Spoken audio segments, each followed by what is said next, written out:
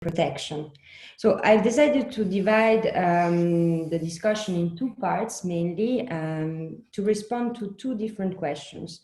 The first part will try to answer to the question of how we deal with limited space and conflicting uses of space when planning the energy transition.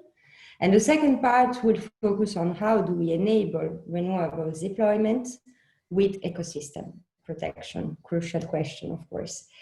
So I don't know, Andrei, if you want to maybe run the slide for me, that would be great. So I can start with the introduction, and then we will start with the first part and the second part, of course, of the discussion. So along the lines that I just said. So Andrei, if you could, thanks.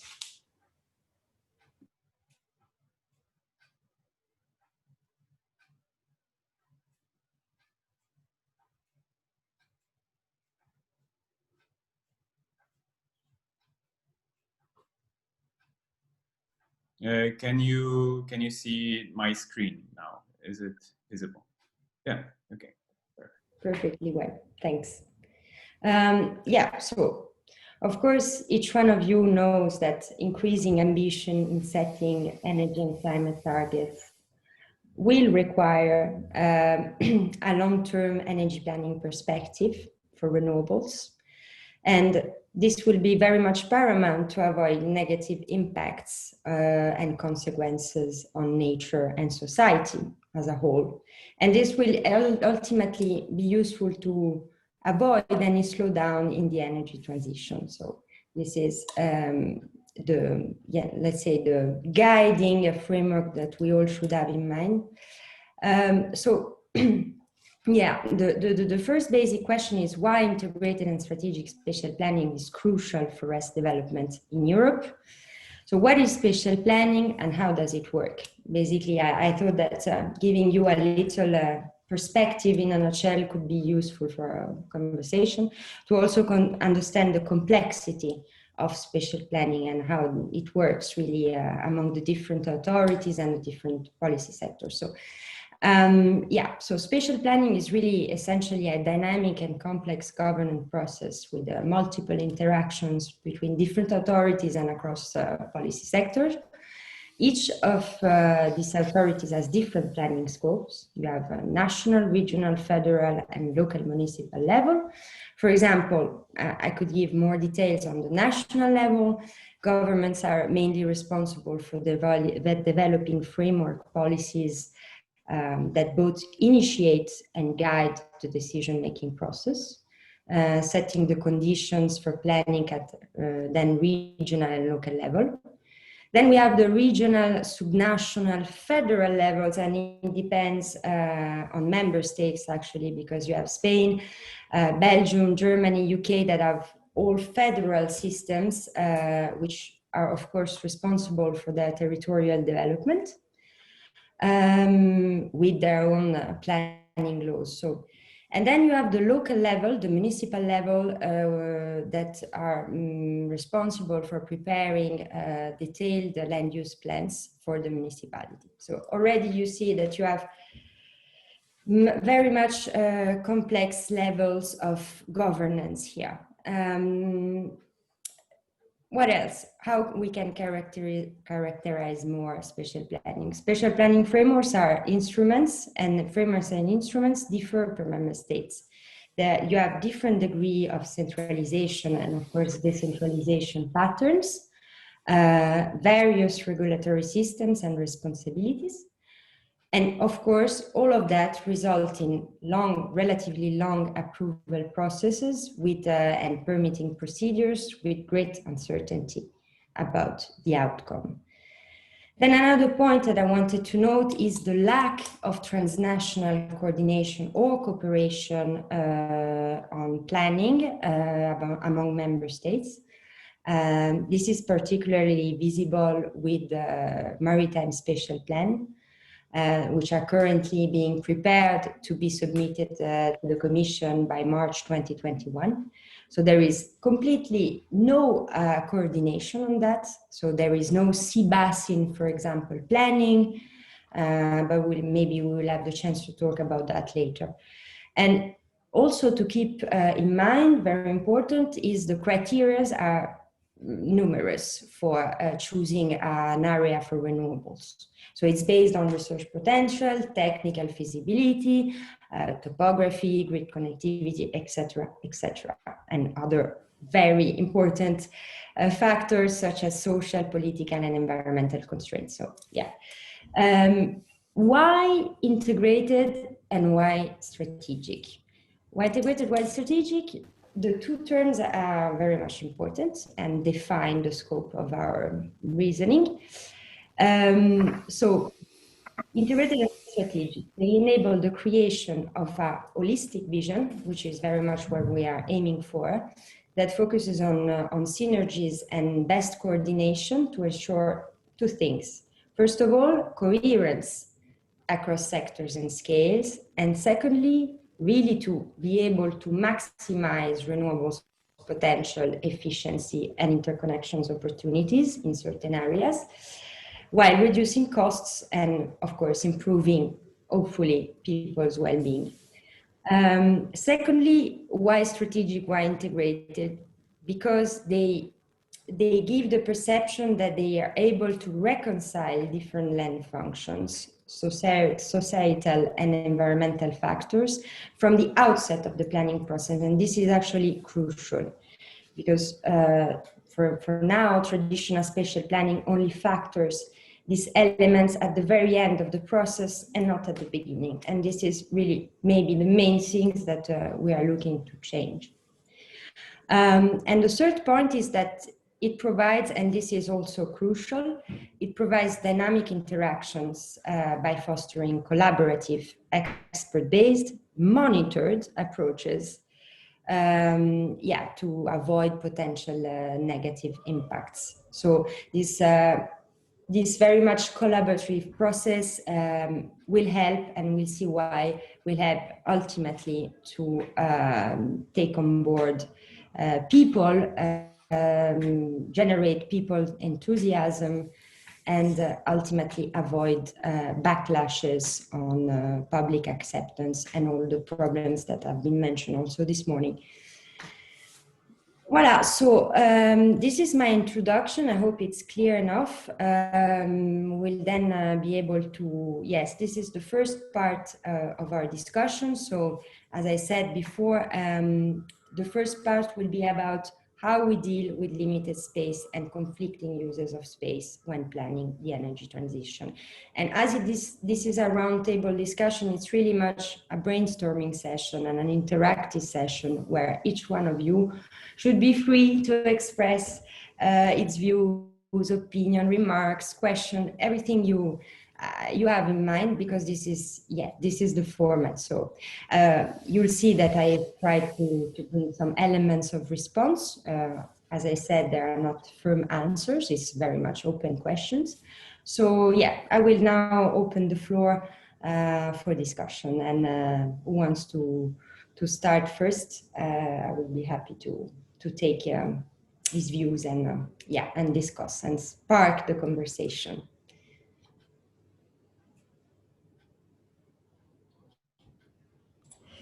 You maybe leave your last slide up so we can have a bit more time to read your points. Sorry, I found it very interesting, so I wanted to just have more time. Thanks.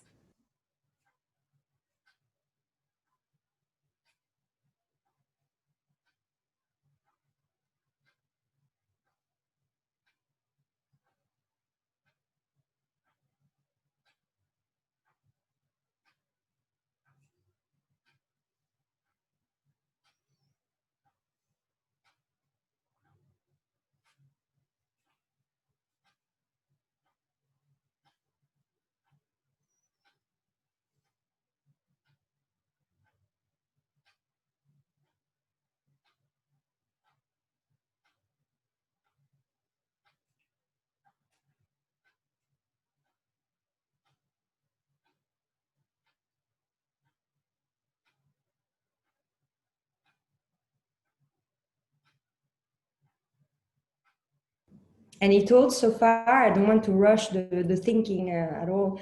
if you have any thoughts, reactions on the points, of course, there are a base for us to discuss.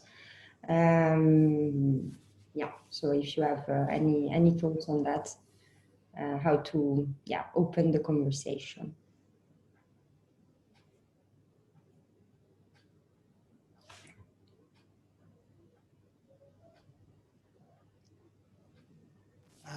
Could I kick off? Yeah, sure. I work on energy system models, and they're not normally seen in this as having a role in this context. This is also not an area I particularly work in, but it would seem to me that energy system models could actually help some of the points you raised at the beginning, including looking at the dynamic interactions, providing a cohesive view, and being able to contribute to the reconciliation of conflicting aims and objectives. I'll just continue on from that. The first models that came through just solved a single overarching problem and found the best solution, let's say. We can talk about what best means, but now they're starting to be differentiated by region and looking at how the benefits and the costs, the employment, the amount of renewables land that's consumed and so forth by region. And I think that's a very healthy step. Yeah, you're right. It's a very important point. Well, we can say generally that the energy transition will be all about local developments. And now it's good to set targets, it's good to set goals, but ultimately we're talking about installations, concrete and physical installations that will impact local realities. And local realities mean not only the biodiversity, of course, which is very important, but it means also the lifestyle of people. So it's very much a question of how we deal with that and how we make sure that it's widespread. Also, RES installations are widespread in Europe, because for now, if you see the different scenarios and the different models and also the different developments in the latest years, RES installations are mainly concentrated in Germany, UK, but what about the rest? What about for example, if you talk about seas, because then we can talk about land and seas. But if you talk about seas, what about the Mediterranean? What about the Black Sea, for instance? All these seas that are, now we are waiting for the offshore strategy that will come out soon. And should integrate all these basins, but how we make sure that these renewables are widespread in a balanced way in all the European territory. So it's very important what you say, the local dimension, of course. Other suggestions? Can I add something? Yeah, sure. Just going off on this local element, I mean, obviously, it looks like a lot of the things are going to come down to local authorities when it comes to citizen participation and community involvement, which is often to sort of understand how this space could be used for energy purposes and other means. I was wondering, because obviously this is a lot of pressure on local authorities and actually trying to move these policies. You can set it as a national policy to include people, but often it takes many years to sort of trickle down. I was wondering if there are any frameworks that currently exist or best cases of how member states across Europe or countries worldwide have managed to get local authorities involved in consulting the community successfully. Yeah, very important point. Thank you. Yes, you have plenty of examples, actually, of local authorities owning the energy transition and taking steps beyond what national authorities say to them. I could say, for example, immediately in my mind, I have a model, an example, the solar mapping of London, for example. The mayor of London has put a mapping system online to really define best locations for solar, mainly rooftop solar, in London. And it's a very much transparent database, but it's an example of how local authorities can initiate the steps to really think about how to use their space. So it's very much about empowering the local authorities to really owning the energy transition in the end, because national authorities, they are also part of an international framework, which is the European Union, and they give guidelines, but then ultimately will be the local authorities that will be dealing with the communities on the ground and will be doing the careful work of convening all the different stakeholders and ultimately make the renewables accepted by everyone. So it's a very important point. Yeah, and I would like to add something on that. I think it's a very valid point, and what you have mentioned, what you mentioned at the beginning, that designing and planning the energy infrastructure, local development, and it's also a social issue. But what I think what is very challenging is that it can bring advantages, but it can also bring disadvantages, because how the energy infrastructure will be designed, it can also be exclusive for some parts of society. And it's not only about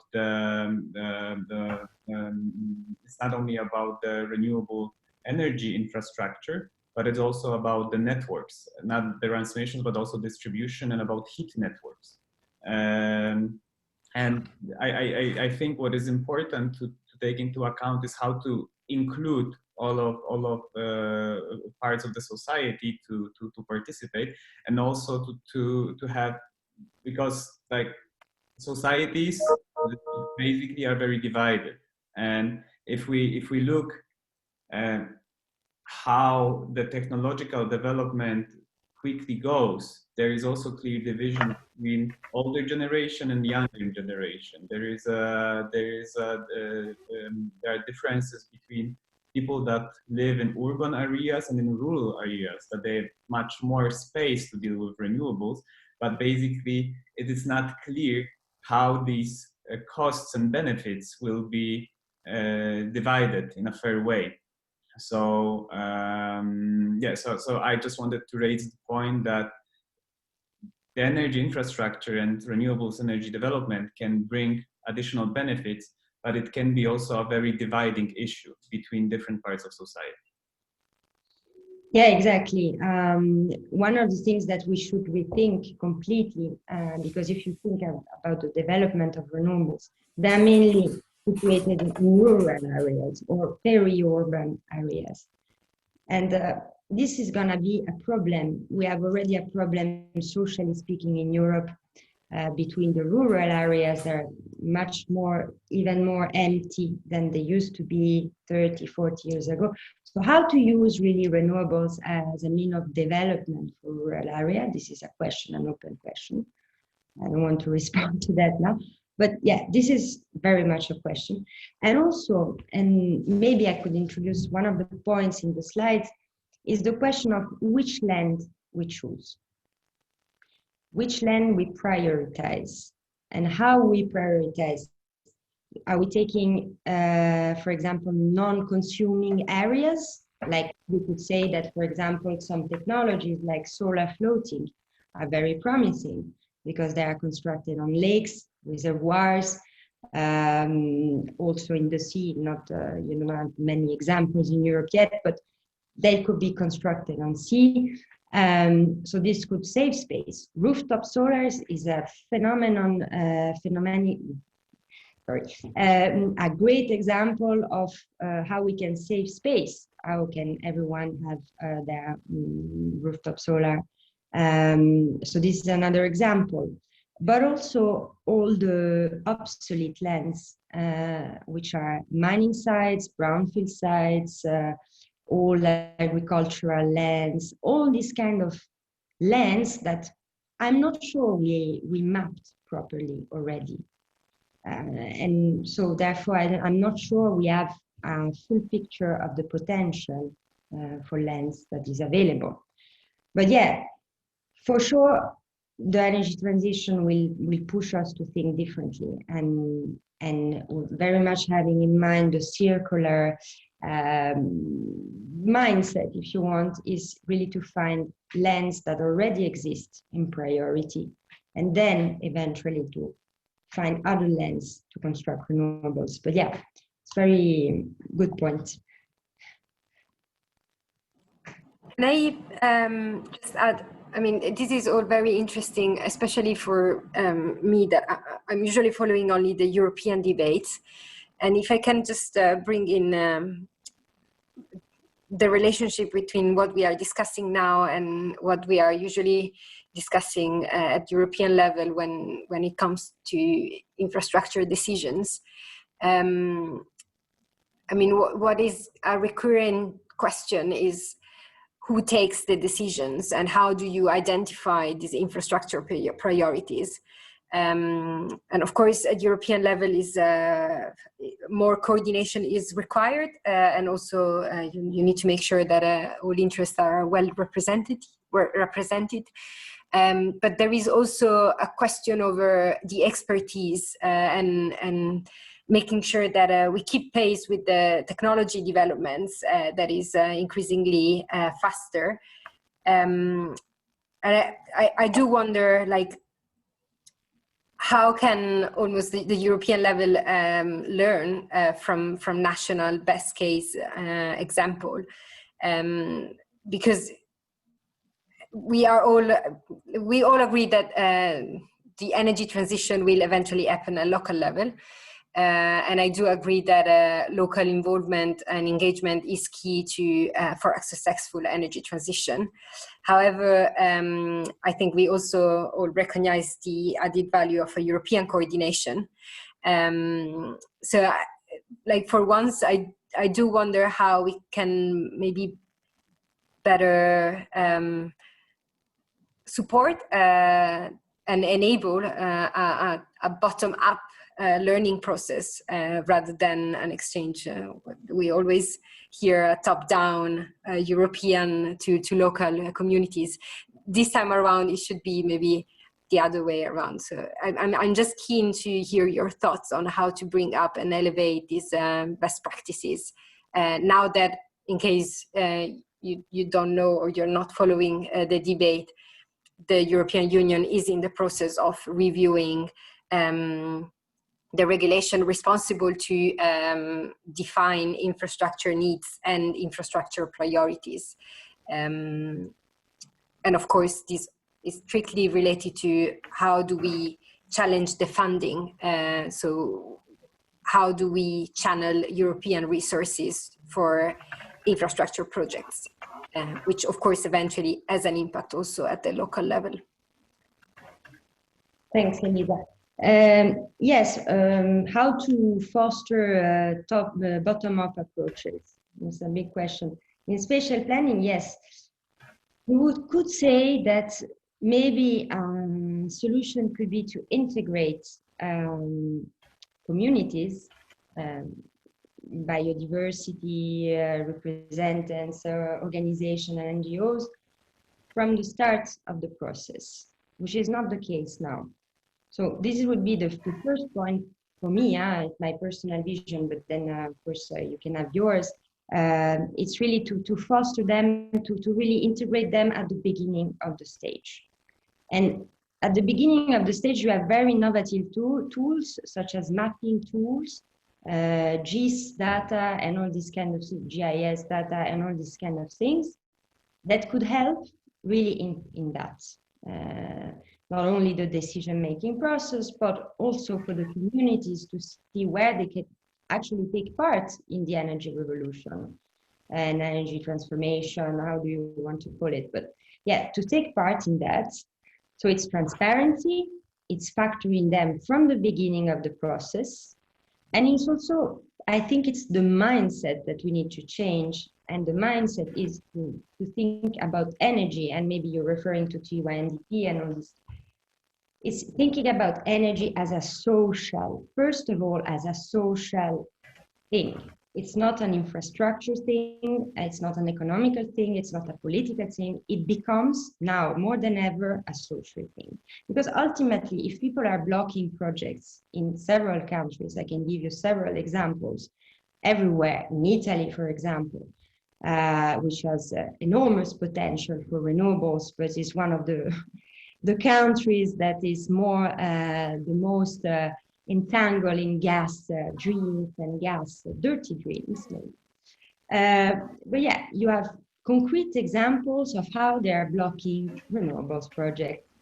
And we're talking about several megawatts, nothing really, nothing very impactful for the landscape or for the communities. Or we're talking about floating, maybe I can cite you the example in Sardinia, where they are trying to construct this floating wind project that has been blocked and is continuing to be blocked in other parts of Italy and in other parts of Europe. So ultimately, it really depends on really how to factor everyone in at the local level. And I don't think that neither Europe, neither national could be able to resolve that. It's only up to local authorities. And then you have a separate question, which is how to factor in biodiversity NGOs. And this is a bit slightly different, of course, and we have to be careful with that also to not have a deployment that is too much impactful for of course the biodiversity. So yeah, that's my element of response. If yeah. Yeah, and I would like to jump in to this subject. I think what is challenging also to channel funds to the local level is that very often some municipalities are lacking enough capacities to deal with issues. If we have like big cities or wealthy cities or regions that are able to provide people working on those issues in comparison to small municipalities of 10,000 inhabitants, they are basically lacking resources and people that could work on that and integrate local communities and integrate different, let's say, the different aspects of spatial planning. So I think, and in my opinion, what would be useful is also to guarantee some kind of funding that finances not only the physical infrastructure, but also goes into stimulating the capacities of not so wealthy municipalities to provide some part of funds for the operation of such projects, not only to finance them, but to think that there are people behind them that need to implement. And this is especially what is missing in smaller municipalities. On that, do you think that we are heading more towards decentralization in Europe? Like as a general pattern, are we heading more towards decentralization or not? What is your view on that?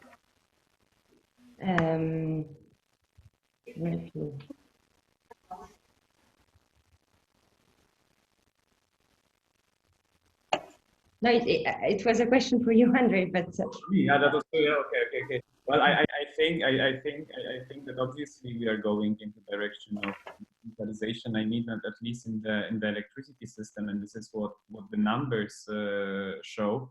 But I think that also that behind these numbers there are specific projects and specific people. And this is a combination of huge scale projects as well as smaller. But when it comes to smaller ones, but when it comes to the and at the end it sums up, right? But when it comes to the general process, it's going more into the decentralization anyway. So, but there are of course like social obstacles that can slow it down, as like the lack of public acceptance or the lack of capacities. That's for sure.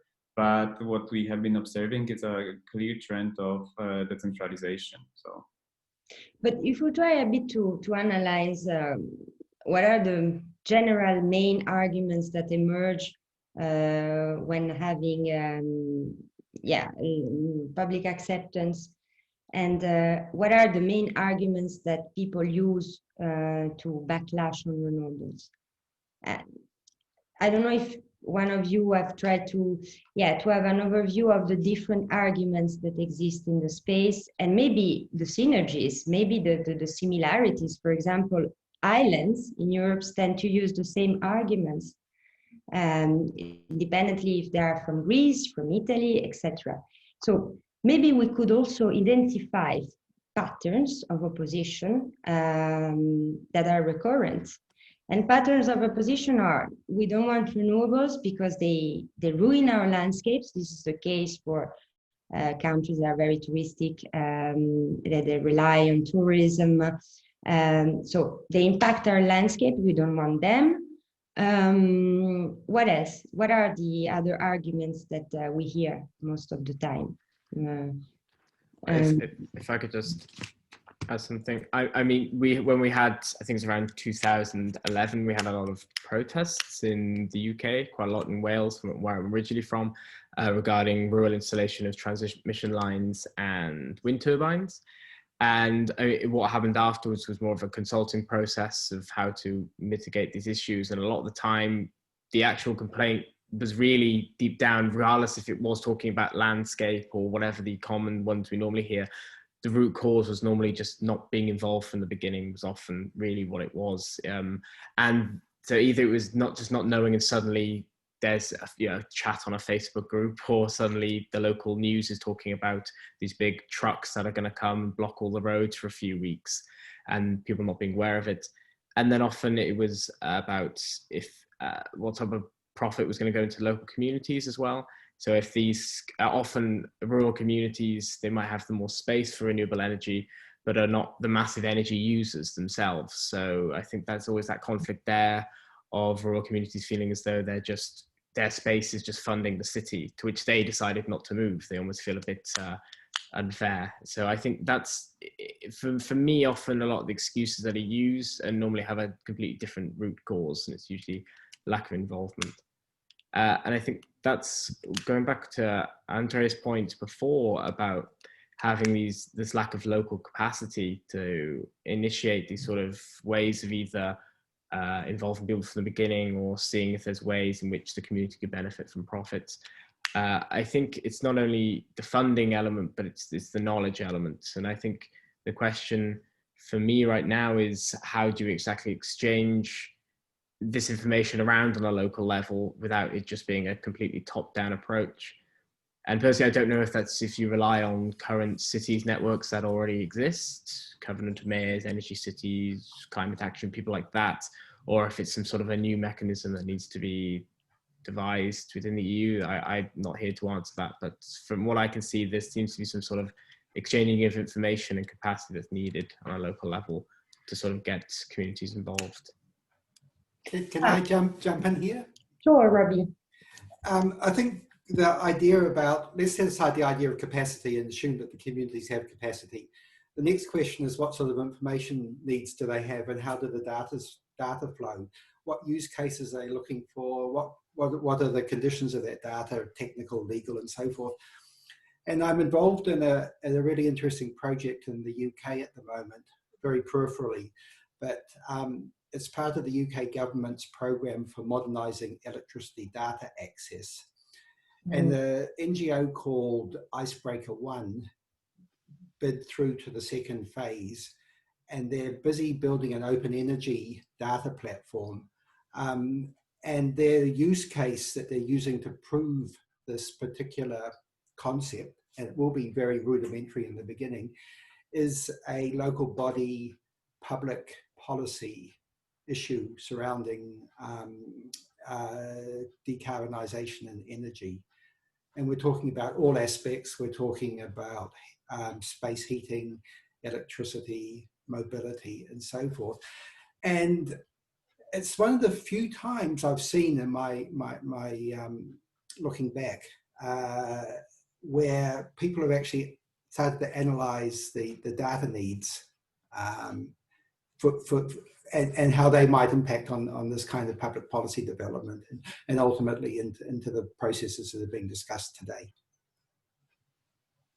Yeah, and one of the ideas that are circulating around is how to multiplicate these open source platforms for models and mappings, and also to have them at regional and local level, because ultimately we don't have that at the moment. We don't have open source platforms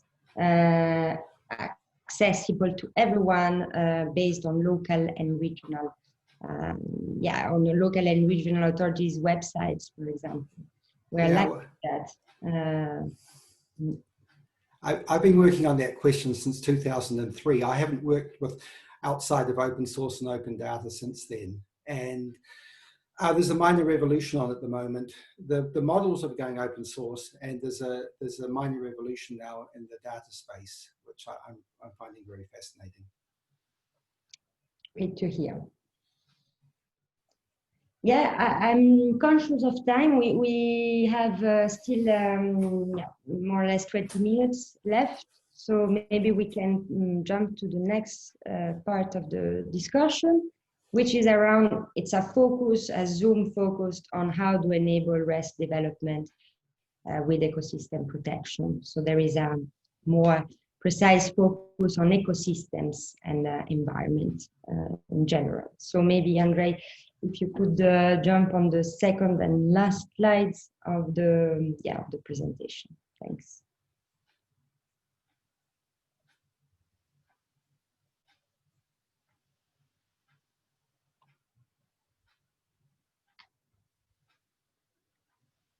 Can you hear my screen? Can you see my screen now? Yes. Yes. So this is the other main questions that we try to answer. It's not easy, and we'll not be able to answer thoroughly. But how do we enable renewables development with ecosystem protection? Taking into consideration that there is no zero impact scenarios, and biodiversity will be affected ultimately. So how to make sure that it's not affected completely, it is not destroyed, and that you can have a successful cohabitation between renewables and biodiversity, with also some benefits. So I'm opening again the floor and the discussion for your views and your takes on that.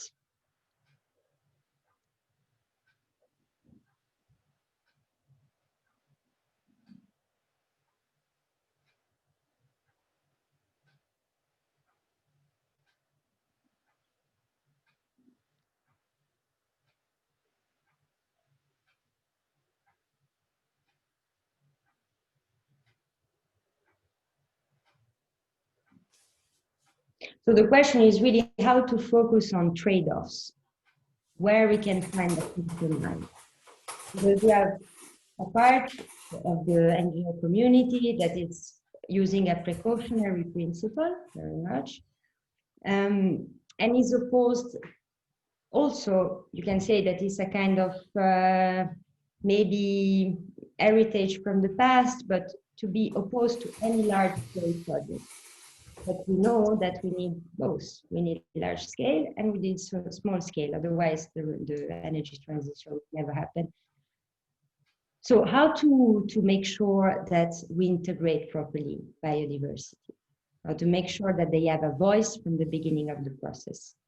And things are not integrated. I mean, it may sound obvious to think that things are integrated, but they aren't at the moment.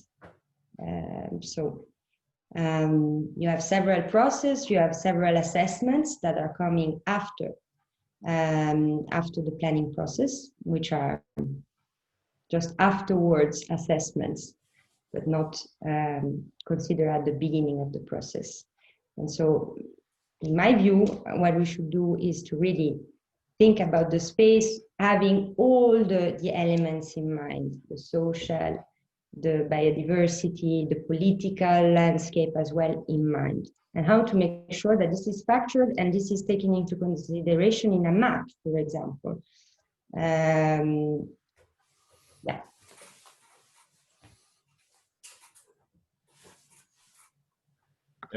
Can I start sharing the screen? Technical, yeah.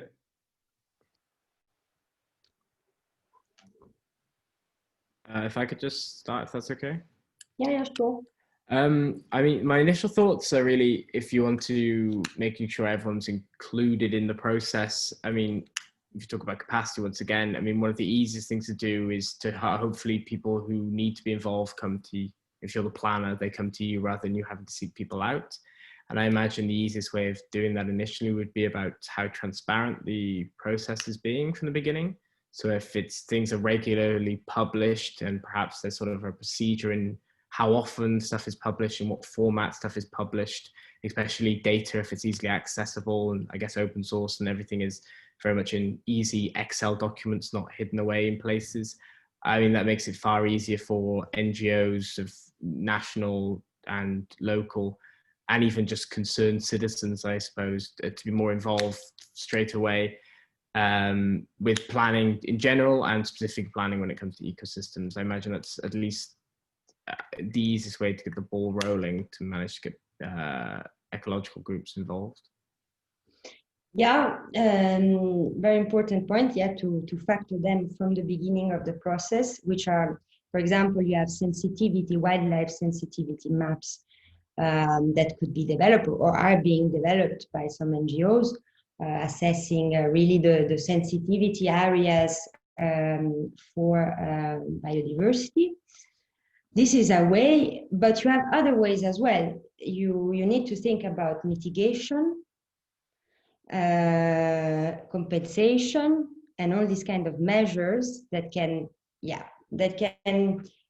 help in coping with the impacts. And you need to think about trade-offs and benefits as well, because you have many examples where actually, and this is for the case for solar, since you're from solar power, for solar, actually you have many examples where old agricultural land, intensively farmed agricultural land are now used for solar panels, and where actually biodiversity is thriving now, is coming to life again. So you have these good examples. So yeah, the question for me is really how to identify good positive effects and when there are negative effects to compensate for them or mitigate. But I don't know if you have other views on that.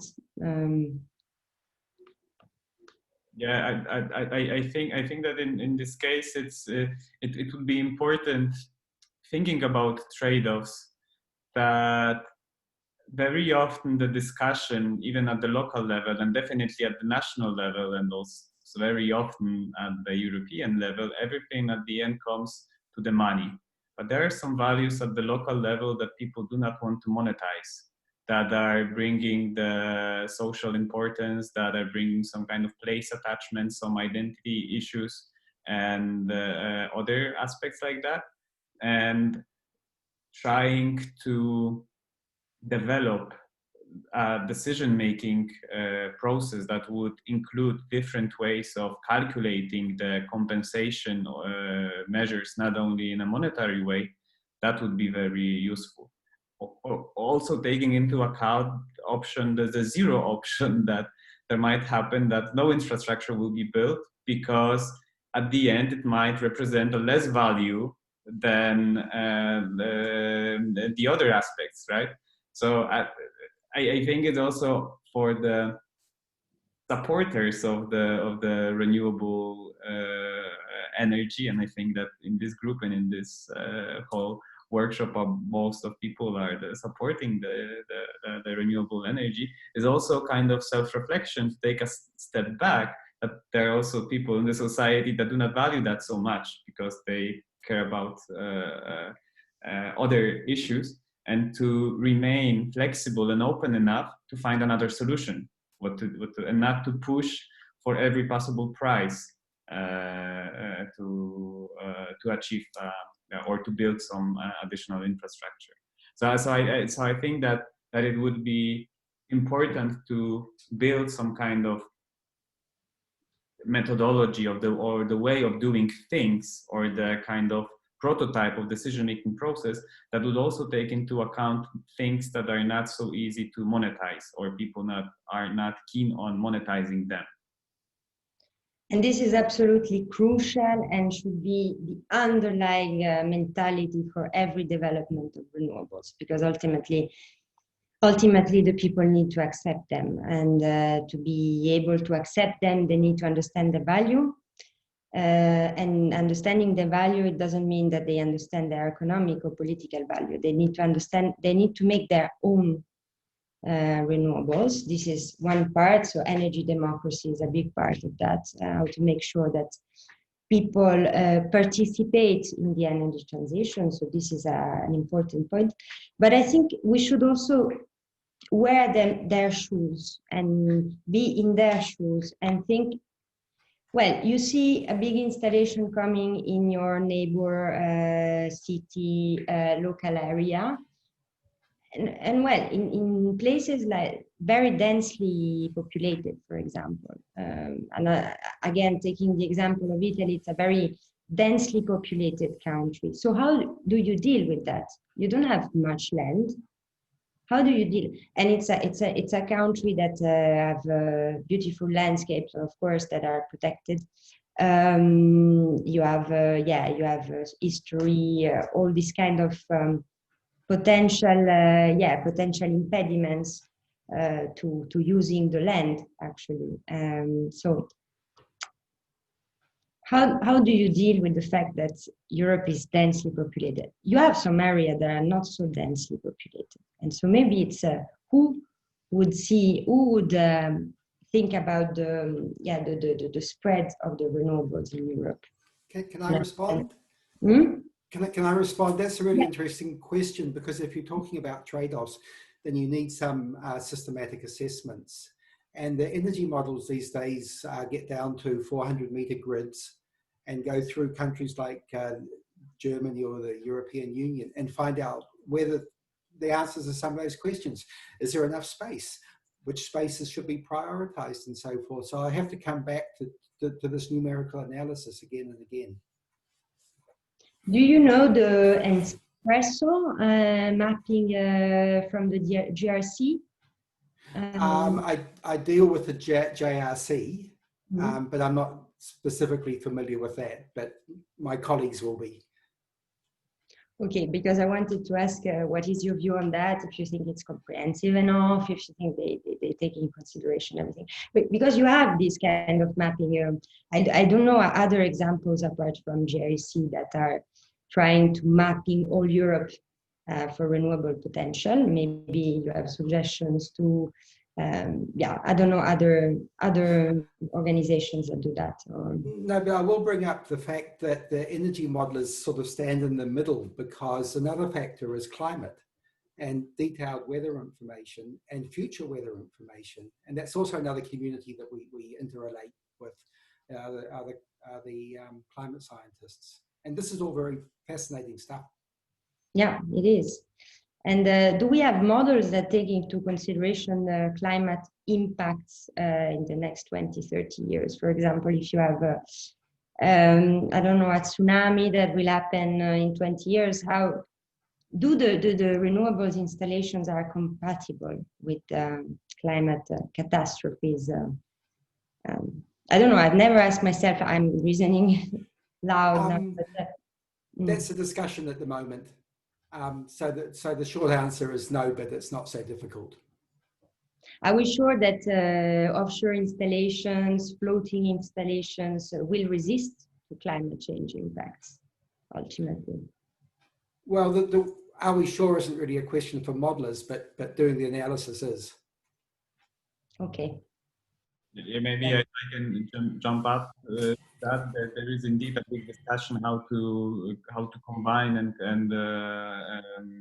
and connect climate models with energy models, what is already available are I don't know whether these are only models, but definitely calculations what can be the weather impacts on the energy infrastructure.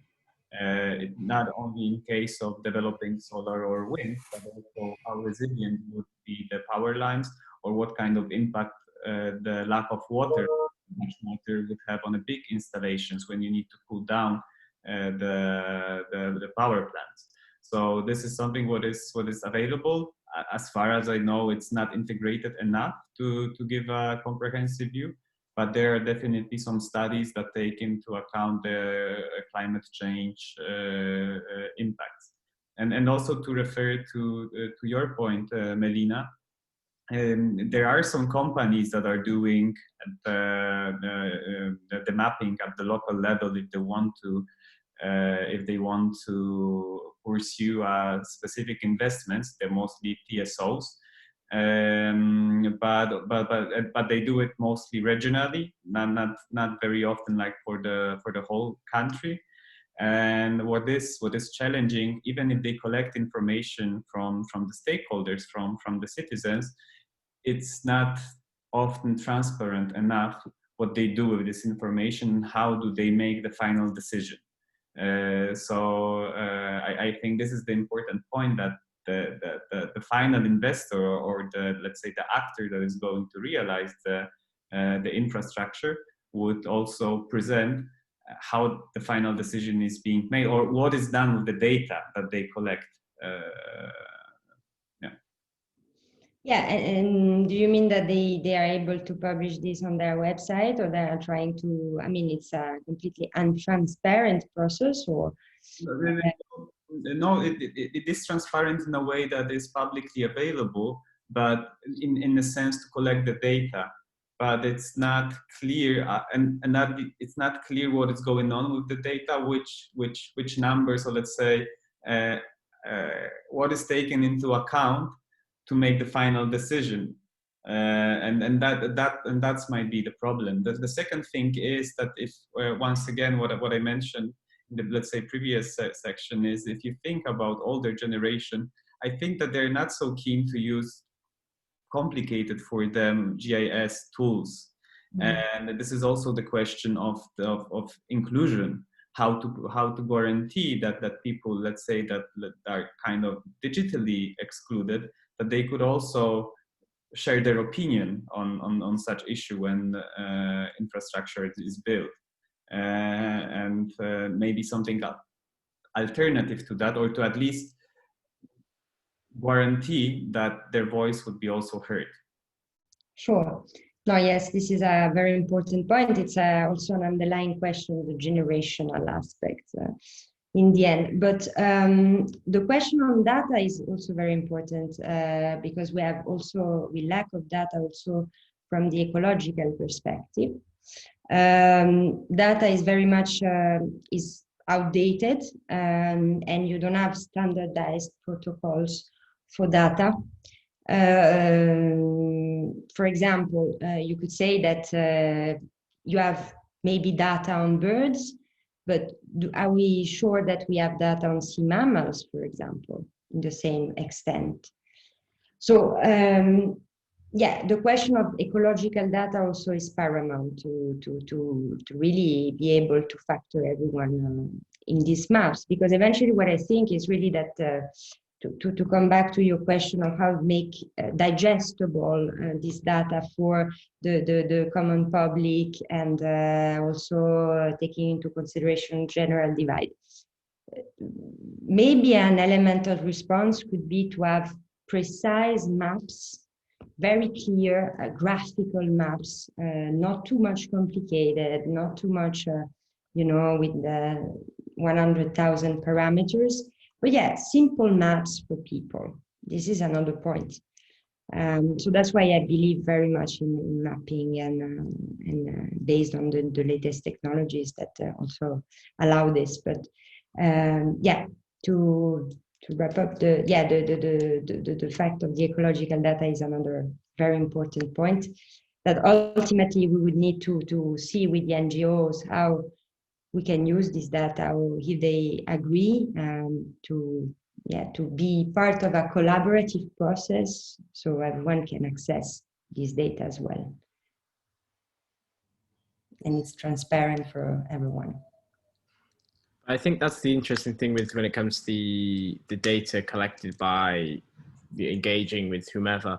As Andre was saying, even if the data is completely public, if it's not formatted in a certain way, it's not information, it's just raw data. And if you don't know how a decision is made and the methodology to making a decision isn't public from the beginning, there's always going to be sort of mistrust. I mean, there might be lots of objections to a certain whatever, and perhaps they say, well, we only had 5, we needed 6 or something. If you don't, obviously that's quite generic, but I mean, I don't know if there's a way of it probably if there's an idea of the methodology to how things are chosen are also public from the beginning. I think that's very important.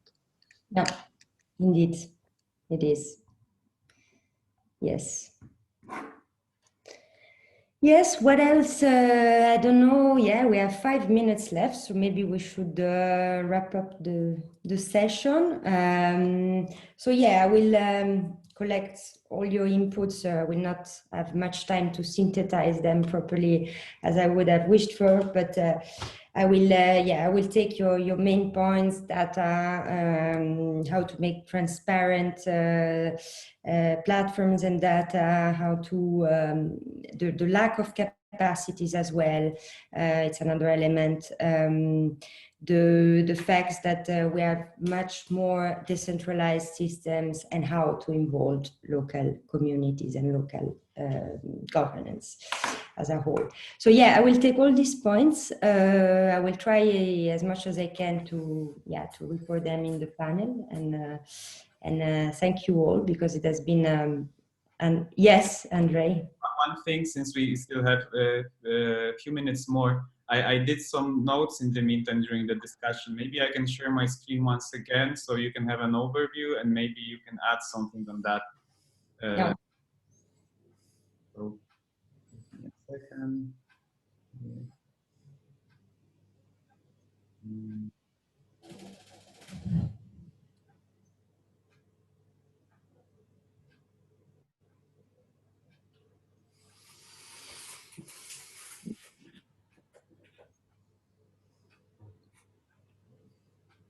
Please let me know if I can scroll down the document.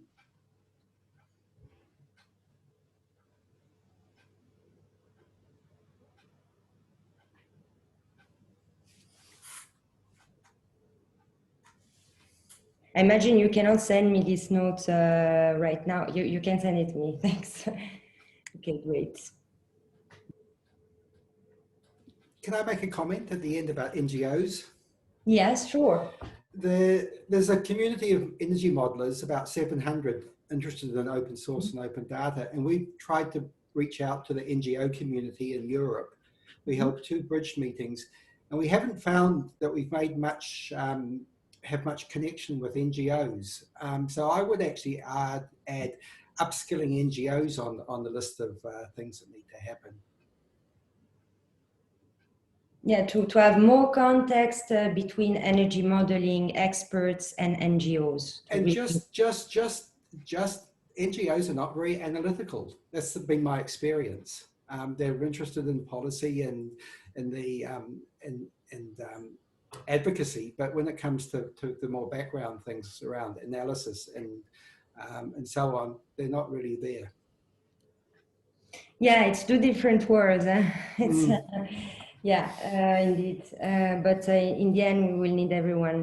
We cannot think that a world can do without the other, and vice versa. So, but yeah, it's yeah, you're right.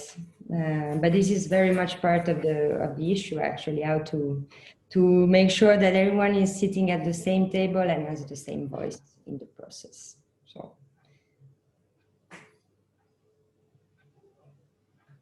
Great, thank you very much, Andre. If you could send me these notes, I would be, it would be very much appreciated. And yeah, thank you very much for joining. I hope it has been fruitful for you, at least if it sparked some good thinking pathways that then can be developed further. So this would be the aim, was the main aim of the discussion. So if it worked, it's good. But yeah, thank you very much for joining, and yeah, and I hope to see you soon in other areas, other forums. But yeah, thanks. Thank you very much. Yeah, thank you. Thank you. Nice meeting you all. Thanks. Bye. Yep. Thank you very much. Bye. Bye. Mhm.